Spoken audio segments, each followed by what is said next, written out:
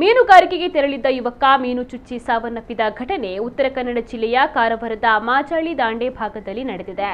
24 ವರ್ಷದ ಅಕ್ಷಯ್ ಅನಿಲ ಮಾಜಾಳಿಕರ್ ಮೃತ ಯುವಕ. ದೋಣಿಯಲ್ಲಿದ್ದ ಯುವಕನಿಗೆ ನೀರಿನಿಂದ ಜಿಗಿದ ಚೂಪು ಮುತ್ತಿಯ ಕಾಂಡೆ ಮೀನು ಚುಚ್ಚಿದೆ.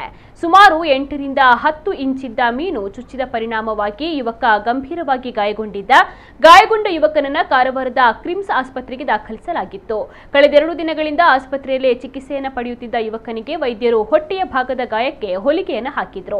ಆದರೆ ಯುವಕನ ಕರುಳಿಗೂ ಗಾಯವಾಗಿದ್ದ ಪರಿಣಾಮ ನಿನ್ನೆ ರಾತ್ರಿ ಯುವಕ ಆಸ್ಪತ್ರೆಯಲ್ಲಿ ಮೃತಪಟ್ಟಿದ್ದಾನೆಂದು ತಿಳಿದು ಬಂದಿದೆ.